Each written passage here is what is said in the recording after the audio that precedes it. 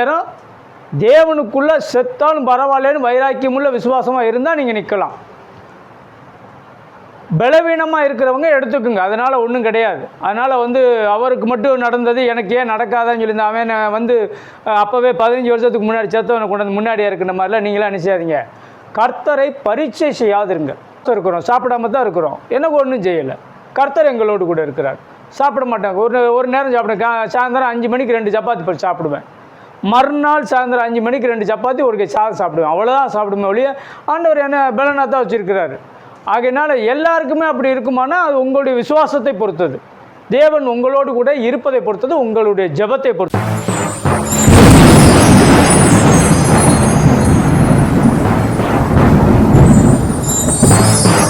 கர்த்தருடைய பரிசுத்த நாமத்திற்கு ஸ்தோத்திரம் உண்டாவதாக.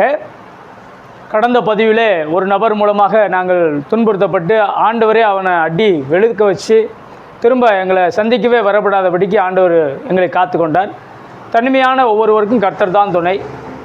இதுக்கு முன்னாடி இன்னொரு காரியங்களும் சொல்லிடுறேன். சுகருக்கு நாங்கள் மாத்திரை எடுக்கலை, விசுவாசத்தில் இருக்கிறோம், தெய்வீக சுகத்தில் இருக்கிறோம். அதனால் ஒரு சரியான ஆலோசனைப்படியும் சரியான விசுவாசமும் இருந்ததுனால ஒரு பிரதர் ஜெபிக்க நானும் அதன்படி இருக்க எனக்கு ஒன்றும் செய்யலை, ஆட்டோமேட்டிக்காக விட்டாச்சு. நல்லா மருந்து மாத்திரை எடுத்துக்கிறவங்க விசுவாசம் குறைவாக இருந்து விசுவாசமே இல்லாமல் உங்கள் பாட்டுக்கு என்ன செஞ்சிடாதீங்க, விட்டுட்டு அப்புறம் மயக்கம் போட்டு வந்து செத்து போயிடாதீங்க, அவ்வளோதான் சொல்லுவேன்.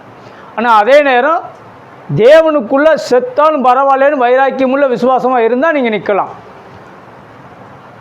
பலவீனமாக இருக்கிறவங்க எடுத்துக்குங்க, அதனால் ஒன்றும் கிடையாது. அதனால் அவருக்கு மட்டும் நடந்தது எனக்கு ஏன் நடக்காதான்னு சொல்லி அவன் அப்போவே 15 வருஷத்துக்கு முன்னாடி செத்தவனை கொண்டு வந்து முன்னாடியாக இருக்கிற மாதிரிலாம் நீங்களாம் நினைச்சாதீங்க. கர்த்தரை பரீட்சை செய்யாதிருங்க. கர்த்தரை நினைச்சக்கூடாது, பரீட்சை செய்யக்கூடாது. நமக்கு விசுவாசம் இருக்குது, நம்ம இருக்கணும் அப்படின்னா அதே மாதிரி ஒரு நாள் 2 நாள் இருந்து பாருங்கள். உங்கள் விசுவாசத்தை நீங்கள் கூட்டி பாருங்கள். நான் இப்போவும் உபவாசம் இருக்கிறோம், சாப்பிடாம தான் இருக்கிறோம், எனக்கு ஒன்றும் செய்யலை. கர்த்தர் எங்களோடு கூட இருக்கிறார். சாப்பிட மாட்டாங்க. ஒரு நேரம் சாப்பிடுவேன். சாயந்தரம் 5 மணிக்கு 2 சப்பாத்தி சாப்பிடுவேன். மறுநாள் சாயந்தரம் 5 மணிக்கு 2 சப்பாத்தி ஒரு சாதம் சாப்பிடுவேன். அவ்வளோதான் சாப்பிடுவேன் ஒழிய ஆண்டவர் என்ன பலனாக தான் வச்சுருக்கிறாரு. ஆகையினால எல்லாருக்குமே அப்படி இருக்குமானா அது உங்களுடைய விசுவாசத்தை பொறுத்தது. தேவன் உங்களோடு கூட இருப்பதை பொறுத்தது, உங்களுடைய ஜெபத்தை பொறுத்தது தான். இதை நீங்கள் மனசில் வச்சுக்கோங்க. அதே போல் அதே கடையில் நடந்த இன்னொரு சம்பவத்தை நான் உங்களோடு கூட பகிர்ந்து கொள்கிறேன். பக்கத்து கடைக்காரவங்க அவங்க சாயந்தரம் 6 மணிக்கெல்லாம் வேலை முடிச்சுட்டு போயிடுவாங்க. வெல்டிங் வேலை தான், இந்த மாதிரி தான். அதே மாதிரி இன்னும் பல்லடத்தில் பார்த்திங்கன்னா அவங்க எங்கெங்கே சுற்றிலும் அங்கங்கே எங்கெல்லாம் இருக்குதோ அங்கே வேலைக்கு எல்லாமே போயிடுவாங்க. இப்போ அப்படி போயிடுறப்ப நாங்கள் கடையை பூட்டுறது தெரியாது, அவங்க போகிறது தெரியாது, வர்றது தெரியாது, வெளி வேலைக்கும் போயிட்டு வந்துடுவாங்க. இப்போ அப்படி இருக்கும் போதில் ஒரு நாள் நாங்கள் எப்போவுமே தினமும் காலையில் ஜெபம் பண்ணி தான் கடையை திறப்போம். கடையை திறந்து உள்ளே போய் ஒரு 5 நிமிஷம் ஜெபம் பண்ணிட்டு தான் பழையபடிக்கு வேலையை ஆரம்பிப்போம். அதே மாதிரி நைட்டு ஒரு 5 நிமிஷம் நல்லா ஜெபம் பண்ணி நன்றி செலுத்திட்டு அதுக்கப்புறமா தான் கடையை பூட்டிட்டு ஆண்டவருடைய இரத்தத்தை கடை முழுக்க தெளிக்கிறோம், மிஷின் முழுக்க தெளிக்கிறோம், எங்களுடைய மேலே தெளிக்கிறோம், உமது தூதர்களை கொண்டு ரட்சியும் பாதுகாத்துக்கொள்ளும் அப்படின்னு சொல்லி எல்லாம் சொல்லிட்டு தான் க்ளோஸ் பண்ணிட்டு போகிறோம். சுற்றி முற்றி பார்த்திங்கன்னா ஏகப்பட்ட பாம்பு கிடக்கும். நான் அந்த இடத்துல 12 பாம்பு ஒரே டயத்துலலாம் அடிச்சிருக்கிறேன். மழை நேரங்களில் ஒன்று அடித்தா ஒன்று ஓடும், அந்த மாதிரியெல்லாம் இருந்திருக்குது. ஒரு பூச்சி கூட உள்ளே வந்ததில்லை. அந்த அளவுக்கு ஆண்டவர் என்ன செஞ்சுருக்கிறாரு, காத்து கொண்டு இருந்திருக்கிறார். அதே போல் ஒரு நாள் நாங்கள் அதே மாதிரி நல்லா ஜெபம் பண்ணிவிட்டு தினமும் அந்த இடத்துல கடை வச்சு கிட்டத்தட்ட ஒரு 2-3 வருஷம் ஆயிருந்தது. அப்போ நாங்கள் ஜெபம் பண்ணிவிட்டு க்ளோஸ் பண்ணிவிட்டு போயிட்டோம். அப்போ பக்கத்து கடைக்காரங்க ஒரு நாள் இரவு வேலை வச்சுருக்காங்க. நைட் வேலை பார்த்தோன்னே அவங்க 4 பசங்க, அவங்க ஓனர் எல்லாம் நல்லா வேலை பார்க்குறவங்க, கனமான வேலைன்னொடனே ட்ரிங்க்ஸ் எல்லாம் சாப்பிட்டுட்டு பசங்க வேலை பார்த்துக்கிருக்காங்க. ஓனர் கொஞ்சம் நேரம் படுப்புன்னு சொல்லி அவங்க கடைக்குள்ளே இடமில்லைன்னு சொல்லி நம்ம கடை வாசல் கொஞ்சம் அகலமாக இருக்கும், அந்த இடத்துல அவங்க அப்படியே படுத்து தூங்கி இருந்திருக்கிறாங்க. அவர் தூங்கி இருந்திருக்கிறார். தூங்கி இருந்த போதில் முன்னாடி பிஎஸ்என்எல் குழி தோண்டியிருந்தாங்க.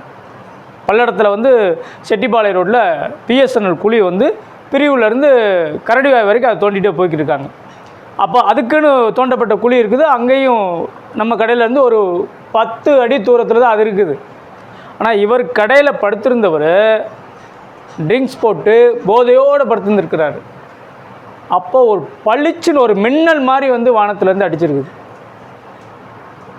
மின்னல் மாதிரி அடித்து அவர் துண்டாக தூக்கி கொண்டு சுருட்டி கொண்டு போய் குழிக்குள்ளே கொண்டு போய் போட்டுச்சாமா. இது அவருக்கு நடந்திருக்கு நைட்டு. நான் ஒன்றுமே தெரியாத மாதிரி காலையில் எப்போவும் அவங்க கடை தந்திருக்காங்க. நானும் எப்பவும் போல் சட்டரை ஓப்பன் பண்ணிவிட்டு ஜெபம் பண்ணிவிட்டு உள்ளே போயிட்டு ஜெபம் பண்ணிட்டு வர்றேன். அவர் என்னை வில்ல மாதிரியே பார்க்குறாரு. அப்படியே துருதுன்னு கடுப்புலேயே பார்க்குறாரு, வில்லனாவே பார்க்குறாரு. என்ன பிரதர் என்ன விஷயம்னா பேசவே மாட்டுறாரு. ஏன்னா காப்பி வாங்க டீ வாங்க போகிறப்ப அவங்க போகிறப்ப அவங்க கேட்பாங்க, நான் வாங்க போகிறப்ப நான் கேட்டு போவேன், அவங்களுக்கு சேர்த்து வாங்கிட்டு வருவேன், அவங்க எனக்கு சேர்த்து வாங்கிட்டு வருவாங்க. இந்த மாதிரி சம்பவங்கள் அங்கே நடந்தது. அப்போ அவர் அன்னைக்கு பேசவே இல்லை. என்னண்ணே பேசவே மாட்டேறீங்க, என்ன பிரதர் எப்படி இருக்கீங்க அப்படின்னு. நீங்கள் கடைக்குள்ளே ஏதோ செஞ்சு வச்சுட்டு போகிறீங்க,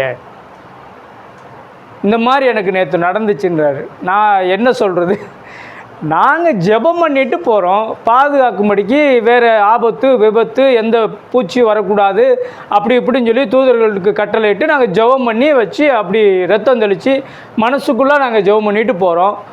உங்களுக்கு இப்படி எனக்கு நடக்குன்னு எனக்கு தெரியாதுல்ல அப்படின்னு. நீங்கள் என்ன நல்லா படுத்துருந்தீங்களா எப்படின்னு. இல்லை நான் ஃபுல் ட்ரிங்க்ஸில் படுத்துனேன். அப்போ நீங்கள் அதனால தான் ஆண்டவர் உங்களை அந்த இடத்துல படுக்க விடாமல் அடித்து தூக்கியிருக்கிறாரு அப்படின்னு. உங்கள் ஆண்டவர் ஒன்று அவ்வளோ பெரிய ஆண்டவரா அப்படி இப்படின்னாரு. எனக்கு என்னன்னே தெரியும், நீ தானே படுத்த, உடனே தானே தீ கொண்டு சுட்டு போட்டுச்சே, நான் என்ன சொல்ல முடியும், நீ தான் சொல்லணும் அப்படின்னு.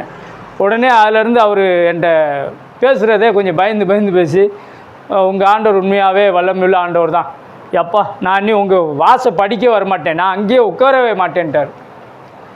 அவ்வளோ தூரம் நம்முடைய கர்த்தர் மேலே அந்நிய ஜனங்கள் மற்ற ஜனங்களுக்கு மேலே பயம் ஏற்பட்டது. நீங்கள் நடந்து கொள்கிறது உங்களுடைய ஜெபம் எப்படி கேட்கப்படுங்கிறதுன்றது இது ஒரு அடையாளமாக இருக்கும். நம்மளுடைய ஜெபம் கேட்கப்பட்டதுன்ற ஒரு காரியமும் நமக்கு தெரியணும். நாம் வழிபடுகிற தொழுகிறதான தேவன் உண்மையுள்ள ஜீவனுள்ள தேவன் என்பதை நீங்கள் அறிஞ்சு கொள்ளணும். ஜெபத்துக்கு கண்டிப்பான பாதுகாப்பு உண்டு, ஜெபத்திற்கு பதிலும் உண்டுன்றதை நான் அந்த பதிவு மூலமாக அவங்களுக்கு சொல்கிறேன்.